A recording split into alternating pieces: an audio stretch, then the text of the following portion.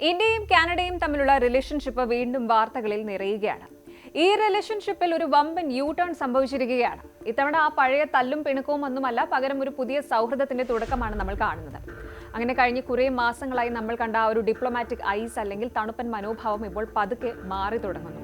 ഇതിന്റെ ഏറ്റവും വലിയ സൂചനയാണ് നമ്മുടെ national security adviser NSA Ajit ദോവലിന്റെ ഏറ്റവും പുതിയ കാനഡ സന്ദർശനം. ഒട്ടാവയിൽ നടന്ന നിർണായക ചർച്ചകളിൽ കാനഡയും ഇന്ത്യയും കൈകോർക്കാൻ തീരുമാനിച്ചിരിക്കുകയാണ്. വെറുതെ ഒരു ചർച്ചയല്ല, സൈബർ സെക്യൂരിറ്റി മുതൽ ഇമിഗ്രേഷൻ തട്ടിപ്പുകൾ വരെ തടയാൻ വമ്പൻ പ്ലാനുകളാണ് റെഡിയാകുന്നത്. എങ്ങനെയാണ് പെട്ടെന്ന് കാര്യങ്ങൾ മാറിയത്? കാനഡയിലെ പുതിയ ഭരണകൂടം ഇന്ത്യയുമായി ഇത്രയും അധികം അടുക്കാൻ കാരണമെന്താണ്? ഈ മാറ്റം അവിടെയുള്ള ലക്ഷക്കണക്കിന് ഇന്ത്യക്കാർക്ക്, മലയാളികൾക്ക് എങ്ങനെ ഗുണകരമാകും? എന്താണ് അജിത് ദോവലിന്റെ ഈ സന്ദർശനത്തിന് പിന്നിലെ രഹസ്യം? ലേറ്റസ്റ്റ് അപ്ഡേറ്റ്സ് ഒന്ന് പരിശോധിക്കാം. ഈ പുതിയ മാറ്റങ്ങളിലേക്ക് കടക്കുന്നതിന് മുൻപ് നമ്മൾ ഇതിന്റെ ചരിത്രം ഒന്നറിയണം. 2023 സെപ്റ്റംബറിലാണ് ഇന്ത്യ കാനഡ ബന്ധം ഏറ്റവും മോശമായ അവസ്ഥയിലേക്ക് എത്തിയത്. ഖലിസ്ഥാൻവാദിയായ ഹർദീപ് സിംഗ് നിജറിന്റെ മരണത്തിൽ ഇന്ത്യൻ ഏജന്റുമാർക്ക് പങ്കുണ്ടെന്ന അന്നത്തെ പ്രധാനമന്ത്രി ജസ്റ്റിൻ ട്രൂഡോ കനേഡിയൻ പാർലമെന്റിൽ വിളിച്ചു പറഞ്ഞതോടെയാണ് പ്രശ്നങ്ങൾ തുടങ്ങിയത്. അവിടെ നിന്ന് കാര്യങ്ങൾ കൈവിട്ടുപോയി. ഇന്ത്യ ഈ ആരോപണങ്ങളെ അസംബന്ധമെന്ന് വിളിച്ച് തള്ളിക്കളഞ്ഞു. വിസ സർവീസുകൾ നിർത്തിവെച്ചു. നയതന്ത്ര ഉദ്യോഗസ്ഥരെ പരസ്പരം പുറത്താക്കി. കാനഡയിലെ ഇന്ത്യൻ ഹൈക്കമ്മീഷണറെ പോലും അവർ ചോദ്യം ചെയ്യാൻ ശ്രമിച്ചു.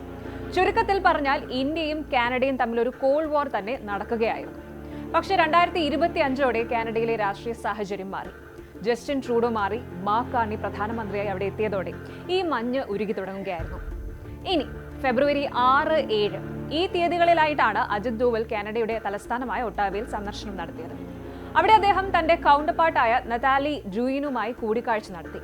വെറും ഒരു ഫോർമൽ വിസിറ്റ് എന്നതിലുപരി കഴിഞ്ഞ 2 വർഷമായി മുടങ്ങിക്കിടന്ന ഇന്ത്യയും കാനഡയും തമ്മിലുള്ള സെക്യൂരിറ്റി ഡയലോഗ് പുനരാരംഭിച്ചു എന്നതാണ് ഇതിന്റെ ഏറ്റവും വലിയ ഹൈലൈറ്റ്.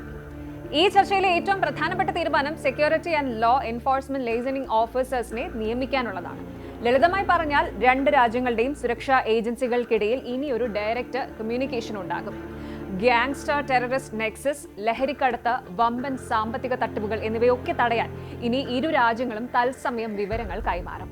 പ്രത്യേകിച്ചും ഇന്ത്യക്ക് വലിയ തലവേദന ഉണ്ടാക്കുന്ന ഡ്രഗ് ട്രാഫിക്കിംഗ്, സംഘടിത കുറ്റകൃത്യങ്ങളും അടിച്ചമർത്താൻ ഈ ഒരു നീക്കം സഹായിക്കും.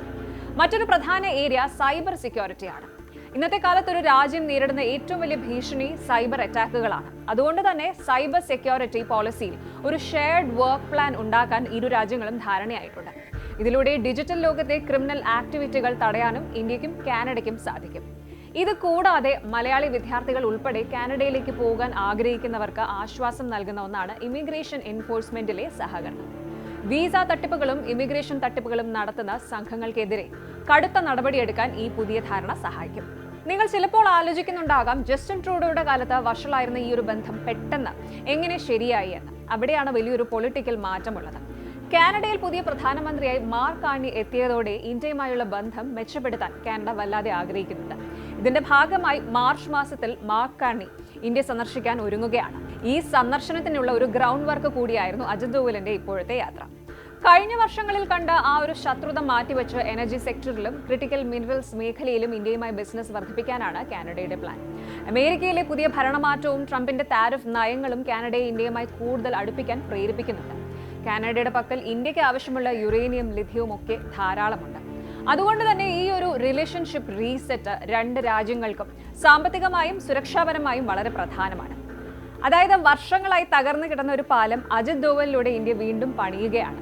ശത്രുത മാറി സൗഹൃദം വരുമ്പോൾ അത് ഗുണം ചെയ്യുന്നത് ലക്ഷക്കണക്കിന് പ്രവാസികൾക്കാണ്. ചുരുക്കത്തിൽ പറഞ്ഞാൽ ഖലിസ്ഥാൻ വിഷയത്തിലും മറ്റും കാനഡ കാണിച്ചിരുന്ന ഒരു അയഞ്ഞ നിലപാട് ഇനി മാറുമോ എന്നാണ് ലോകം ഉറ്റുനോക്കുന്നത്. ദോവലിന്റെ സന്ദർശനത്തോടെ സുരക്ഷാ കാര്യങ്ങളിൽ ഒരു കൃത്യമായ പ്ലാൻ റെഡിയായി കഴിഞ്ഞു. ഈ സൗഹൃദം വരും ദിവസങ്ങളിൽ ഇന്ത്യക്കും കാനഡയിൽ താമസിക്കുന്ന ലക്ഷക്കണക്കിന് ഇന്ത്യക്കാർക്കും ഗുണകരമാകുമെന്ന് നമുക്ക് പ്രതീക്ഷിക്കാം. കൂടുതൽ വാർത്തകൾക്ക് news 18 Keralam YouTube channel subscribe ചെയ്യുക.